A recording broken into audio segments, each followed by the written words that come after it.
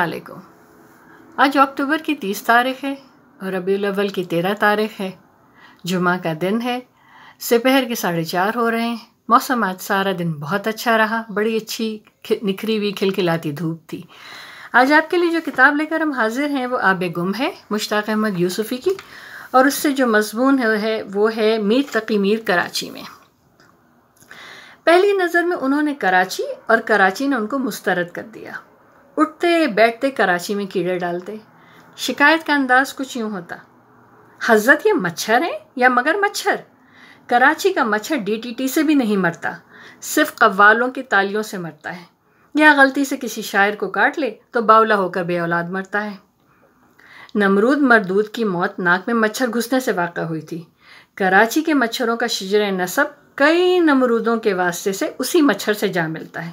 اور ذرا زبان تو ملاحظہ فرمائیے، میں نے پہلی مرتبہ ایک صاحب کو پٹے والے کو پکارتے سنا تو میں سمجھا اپنے کتے کو بلا رہے ہیں۔ معلوم ہوا کہ یہاں چپراسی کو پٹے والا کہتے ہیں۔ ہر وقت کچھ نہ کچھ پھڈا اور لفڑا ہوتا رہتا ہے۔ ٹوکو تو کہتے ہیں کہ اردو میں صورتحال کے لیے کوئی لفظ نہیں ہے۔ بھائی میرے، اردو میں یہ صورتحال بھی تو نہیں ہے۔ بمبئی والے لفظ اور صورتحال دونوں اپنے ساتھ لائے ہیں۔ میر تقی میر اونٹ گاڑی میں منہ باندھے بیٹھے رہے۔ اپنے ہمسفر سے اس لیے بات نہ کی کہ زبان غیر سے اپنی زبان بگڑتی ہے۔ میر صاحب کراچی میں ہوتے تو بخدا ساری عمر منہ میں ڈاٹا باندھے پھرتے، یہاں تک کہ ڈاکوؤں کا سا بھیس بنائے پھرنے پہ کسی دن ڈکیتی میں دھر لیے جاتے۔ اما ٹونک والوں کو امرود کو سفری کہتے تو ہم نے بھی سنا تھا، یہاں امرود کو جام کہتے ہیں، اور اس پر نمک مرچ کے بجائے صاحب لگا دیں تو مراد نواب صاحب لسبیلا ہوتے ہیں۔ اپنی طرف وکٹوریہ کا مطلب ملکٹوریا ہوتا تھا۔ یہاں کسی ترکیب سے 10-12 جنے ایک گھوڑے پہ سواری گانٹ لیں تو اسے وکٹوریا کہتے ہیں۔ میں 2 دن لاہور رکا تھا، وہاں دیکھا کہ جس بازار میں کوئلوں سے منہ کالا کیا جاتا ہے وہ ہیرا منڈی کہلاتی ہے۔ اب یہاں نیا فیشن چل پڑا ہے، گانے والے گلوکار اور لکھنے والوں کو قلم کار کہنے لگے۔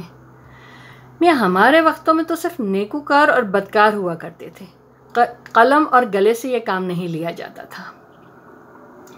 میں نے لالو کھیت، بہار کالونی، چاکی واڑہ اور گولی مار کا چپا چپا دیکھا ہے۔ 14-15 لاکھ آدمی ضرور رہتے ہوں گے، لیکن کہیں کتابوں کی اور اطریات کی دکان نہ دیکھی، کاغذ کے پھول تک نظر نہ آئے۔ کانپور میں ہم جیسے شرفا کے گھروں میں کہیں نہ کہیں موتیا کی بیل ضرور چڑھی ہوتی تھی۔ حضور والا، یہاں موتیا صرف آنکھوں میں اترتا ہے۔ خوش رہیے اور خوش رکھیے۔ بہت شکریہ، اپنا خیال رکھیے گا۔